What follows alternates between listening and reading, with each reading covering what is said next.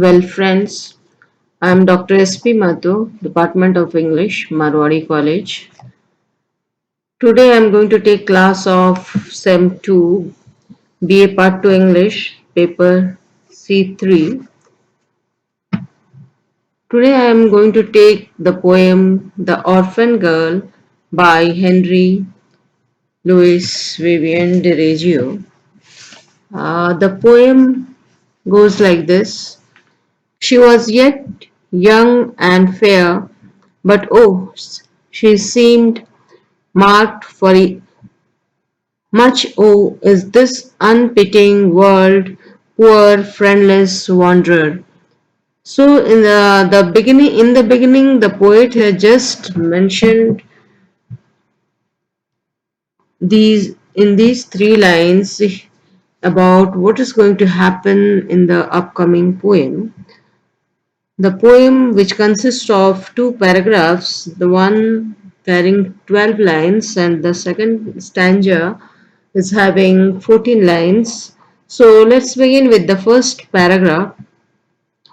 Her hair was black as a raven's wing, her cheek the tulip's hue did wear, her voice was soft as when night winds sing, her brow was as moonbeam fair, her sire had joined the wake of war, the battle shock, the shout and scar, he knew and gained a glorious grave.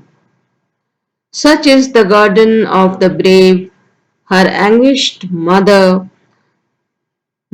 suffering heart could not endure a widow's part. She sunk beneath her soul's distress and left her infant parentless. Second paragraph. She hath no friend on this cold, bleak earth to give her a shelter, a home, and a hearth. Through life's dreary desert alone she must wend, for alas, the wretched have never a friend, and should she stray from virtue's way, and the world will scorn, and its scorn can slay. Ah, shame hath enough to wring the breast with a weight of sorrow and guilt oppressed. But oh, it is coldly cruel to wound the bosom whose blood must gush unbound. No tear is so bright as the tear that flows for erring woman's unpitied woes, and blessed be forever his honored name who shelters an orphan from sorrow and shame. So, before going to explain the poem, I'm going to tell you about the writer, that is H.L.B. derozio. He was born on April 18th, 1809. He was the son of a Portuguese Indian father and an English mother. He lived a very short life as he died of cholera at the age of 22 on December 1831. We can say that he was the first among Indo-Anglian poets. So, young derozio's thoughts were very much influenced by certain incidents and people who were close to his family. His He quit school at the age of 14 and joined his father's concern at Calcutta and later shifted to Bhagalpur. He was very much inspired by the scenic beauty and started writing poetry. Among them, some were published in Dr. Grant's India Gazette. His long poem, The Fakir of Jangira, was published in 1828. At the age of 18, that is in 1827, His first collection of poems was published. His first collection, that is poems, which was published. The Orphan Girl appeared in this collection. The epigraph of the poem introduces the reader towards its content. The poem is about the loss of innocence of a young girl and the difficulties and hardship she faces in her life. So, when we come to the first paragraph, that is, her hair was black as a raven's wing, her cheek the tulip's hue did wear, her voice was soft as when night winds sing, her brow was a moonbeam fair. So the poet is talking about the beauty of the girl. He begins the first paragraph by saying that her hair is black like the color of raven's wing, her cheek bears the color of a tulip flower, her voice is as soft as night's wind, and brow is fair like the moonbeam. The poet makes use of simile here. Next, he goes on to tell that her sire had joined the wake of war. So her father had joined the war which has commenced by now, the battle shock, the shout and scar. He knew and gained a glorious grade. So as the father already knew that he was already doubtful that whether he will return or not, and he meets his death, a glorious death in war, and such is the burden of the grave. Her anguished mother's suffering heart could not endure a widow's part. She shrunk beneath her soul's distress and left her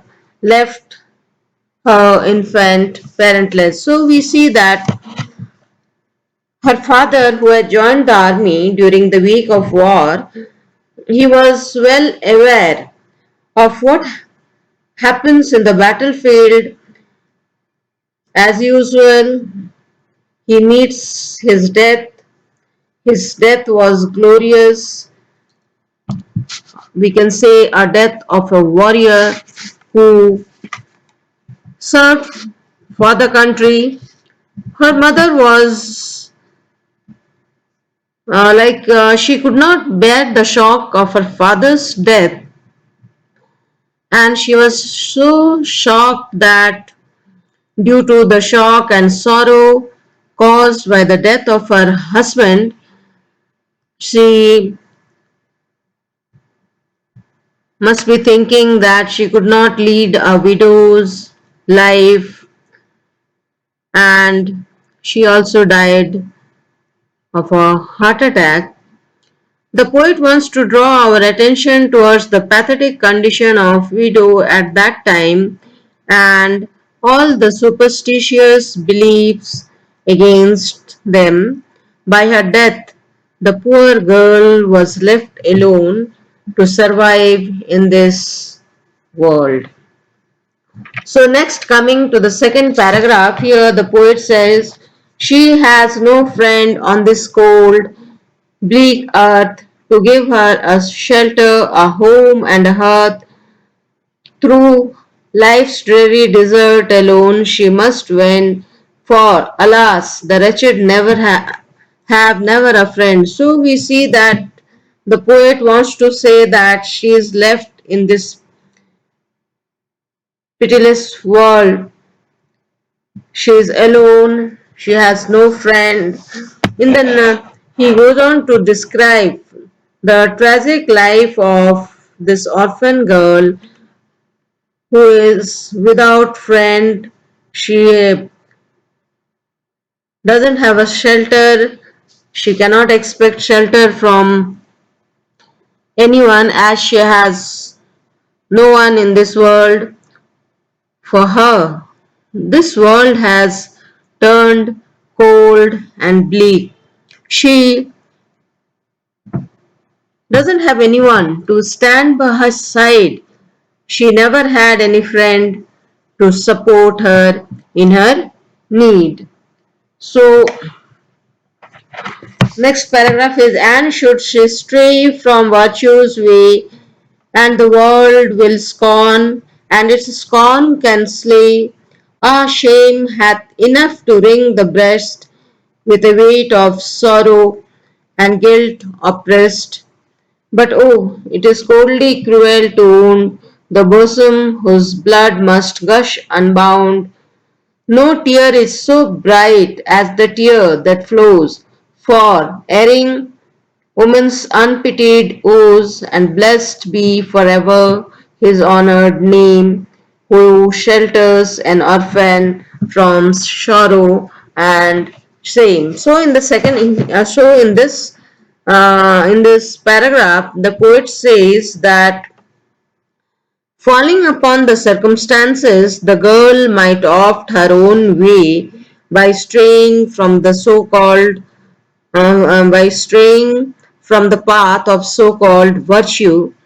The society which had been unsympathetic, the society which had been so unsympathetic to her, um, will not refrain from criticizing her, and that could have a fatal effect on her. She will become an erring woman full of guilt and sorrow. In the last two lines, and blessed be forever his honored name, who shelters an orphan from sorrow and shame. In the last two lines of the poet says, if any person, whoever it is, his, can provide her shelter and home and save her from the life of sorrow and shame. He should be honored and given his proper due. Here is a message to the society and the world that one should not lose one's humanitarian nature and help others who are left alone with no one to look after. So, as we see, this poem is divided into two paragraphs. First one carrying 12 lines, second one carrying 14 lines, and except for the four lines beginning of the poem, the remaining lines rhyme with each other. Here in this poem, the poet has been able to bring out the pathetic condition of the girl, the orphan girl who is left alone in this world.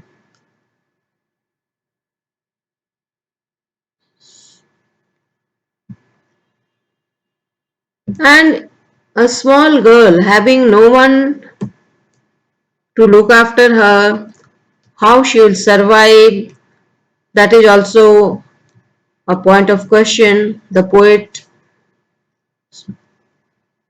discusses the orphan girl's life after she has left, after her parents has left her, they have left her, and both of them are dead now. So he has given the poem a very humanitarian touch, and we can say that he has justified the poem. The Orphan Girl is a very touching poem, we can say. So, so this is the gist of the poem. Okay, thank you.